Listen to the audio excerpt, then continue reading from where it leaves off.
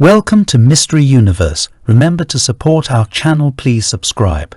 More than 3 millennia later, 21st century technology has studied Tutankhamun's remains to determine answers to questions about his life and death using CT scans and DNA extraction.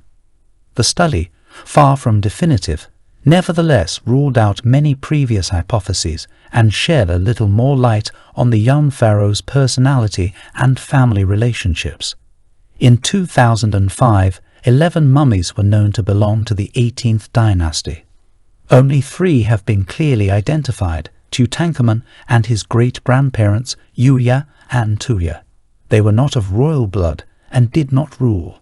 The identification of significant Egyptian pharaohs, such as the heretic Akhenaten and his powerful father Amenhotep III, has not yet been made. DNA has been carefully and meticulously extracted from all 11 remains so that a genealogical tree can be reconstructed, and this after 3,500 years of obscurity. Some of this obscurity was deliberately created back in antiquity. Akhenaten, son of Amenhotep III, was hated by the priests and the people because he tried to destroy a long-established religion and established his own. The reign of Akhenaten and his immediate successors, including Tutankhamun, was erased from official history, resulting in the ruler's absence from the lists of pharaohs. This probably also led to Tutankhamun's burial site remaining hidden and relatively untouched for so long. The identification provided after the DNA study was, according to the project, stunningly successful. One of the unknown mummies turned out to be Akhenaten, Tutankhamun's father. Tutankhamun's grandfather, Amenhotep III, was in tomb key V35 along with his ancestors Amenhotep II and Thutmose IV. According to genetic research, Tutankhamun's mother lies in tomb key V35 while, called the Younger Lady, she is still unknown by name, but has been genetically identified as Akhenaten's own sister. Scholars disagree as to her true identity. Some claim it is Nefertiti, but Nefertiti is nowhere identified as Akhenaten's sister or the daughter of Amenhotep III. An alternative theory is that the occupant of key V35 while is one of the daughters of Amenhotep III, but she is not listed as one of Akhenaten's principal wives. In other words, the status of Tutankhamun's mother is unknown. 2 small female fetuses, presumably twins, lay in the tomb with the young king. Both are believed to have been stillborn, one in the 5th month, the other premature. The practice of burying stillborn babies in the same tomb as the parents was common in ancient Egypt. However, genetic analysis here too has come as a surprise. Tutankhamun's daughters were most likely not conceived by his wife and sister Ankhesenaten, although, as the report says, the analysis is incomplete due to DNA degradation. Since Tutankhamun was the product of incest, it is not surprising that this branch of the dynasty ended with him. Physical problems literally plagued the young pharaoh. A CT scan revealed multiple problems with his feet. He had clubfoot, like his grandfather and mother, the foot turned inward, a hereditary condition manifesting itself before birth.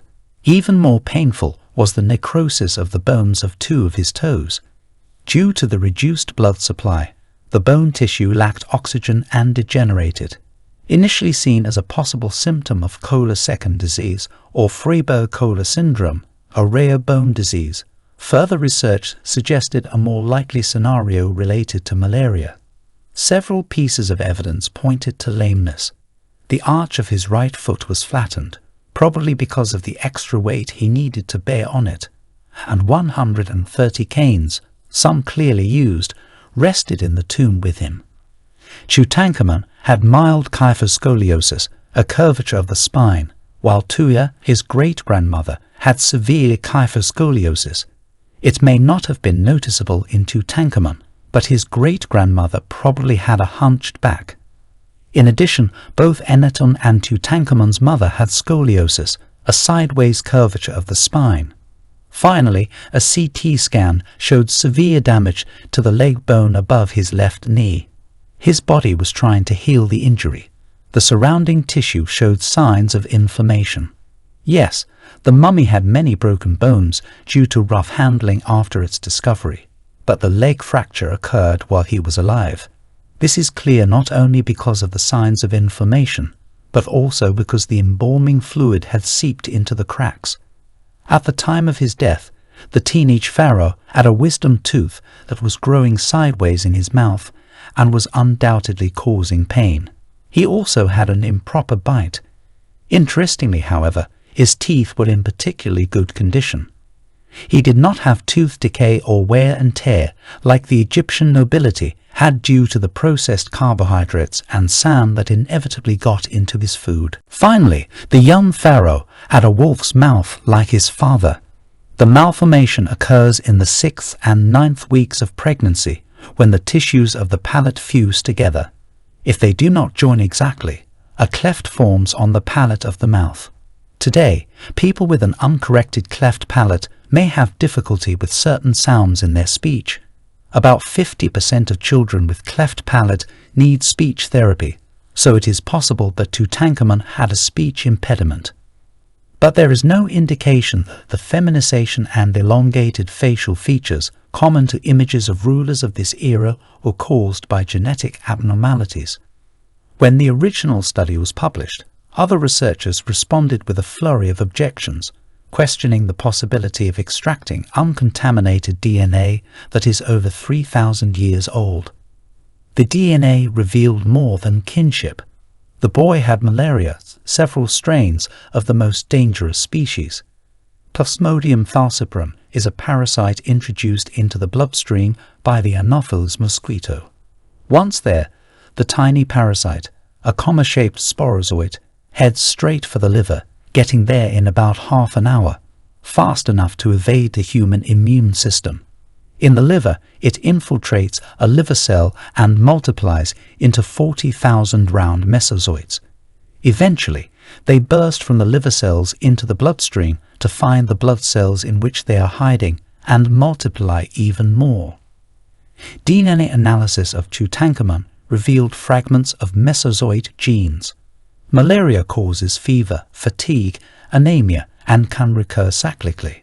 Children in particular die from malaria infections, but not always, and communities with a long history of cohabitation with the parasite often develop some immunity, perhaps in part due to a sickle cell mutation.